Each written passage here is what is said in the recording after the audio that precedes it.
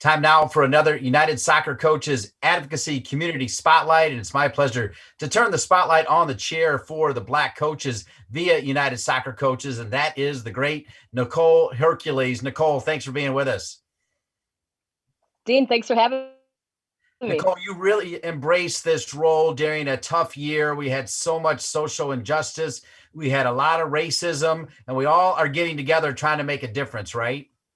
Absolutely. It was a perfect year for us. I think, especially with me come in as the chair, and it was a great opportunity for us to really start having some conversations that would help lead us in a better direction, especially going into next year. We've really been able to lay the foundation to allow us to move forward in a way that I think we're all going to be proud of in the future.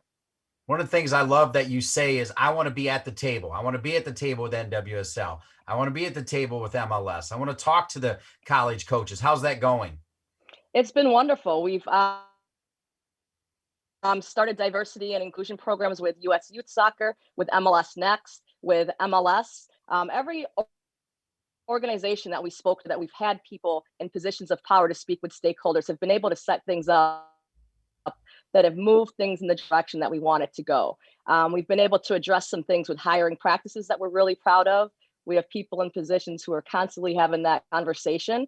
And it's just been wonderful as a collective, not even just myself, but my group has really taken ownership over this conversation and moving it with the friendships that we have, mainly through this organization. We all know the networking through this organization is so important, which is why, we want so many more people to get involved, because you meet everyone, everyone, you're connected to just everyone you can think of, so that when it comes time to have these conversations, we already know who we need to speak to, and we form those relationships along the lines.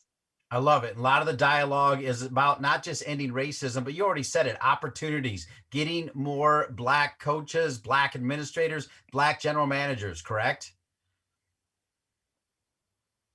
Absolutely. We've started our own professional development program. United Soccer Coaches has a professional development program. The diversity and inclusion program that United Soccer Coaches is doing right now has gotten rave reviews. There are so many people who are engaged and want to be a part of the conversation and want to be in alignment with moving things in the right way. And I'm actually really proud of Vince and Ian for their part in making sure that it's a part of the coaching education within our association. One of the things that I've liked that you've said is, COVID made us step back and it kind of stopped us in our shoes, but perhaps COVID helped us realize this bigger problem of racism, and we're going to try to make a difference, right? Absolutely. It's allowed us to have real and honest conversations. Again, and we talk about the Advocacy Council all the time, but it's a diverse group of people. And when we come together and we have these conversations, we get real. We're not sitting here and we take the gloves off sometimes and we challenge each other. And the Advocacy Council has taught me that even though I have a group and there's some issues that we have to address within the soccer landscape when it comes to being Black in the sport, there's challenges for every group. And we have to support each other. We have to stand for each other. But we definitely have to make sure that when there's issues that are happening comes to the human dynamic of the sport, that we're all doing what's right. And with Black Lives Matter, I think a lot of people came in, especially with that diversity and inclusion program that United Soccer Coaches is doing.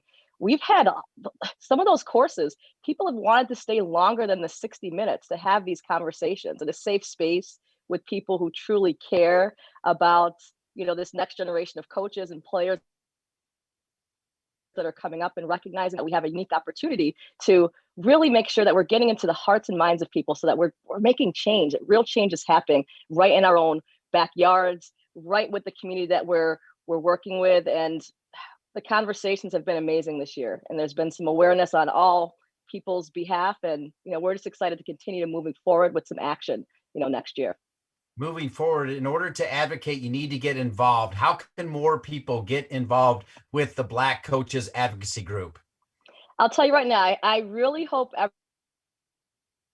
everyone tunes into our Blacker Social, because it's literally going to be a call to action. For years, we've had our convention and people have complained, oh, we don't have this, we don't have that. If we don't have a seat at the table, I've said this many times, we will chop some trees down, build our own tables, build our own chairs, but we're going to create opportunities within our group. And we have Robin Fraser, who's going to be our keynote speaker. And we're going to have breakout rooms where we're going to talk about all the things that we're going to do as a community to make sure that we're creating opportunities and access for ourselves. And of course, we have some great allies, but we're looking forward to the work that we're going to do in 2021. And we're looking forward to everyone who will be joining us at the convention. Spotlight always shines bright on Nicole Hercules. Thanks for joining us. Thanks so much, Dean.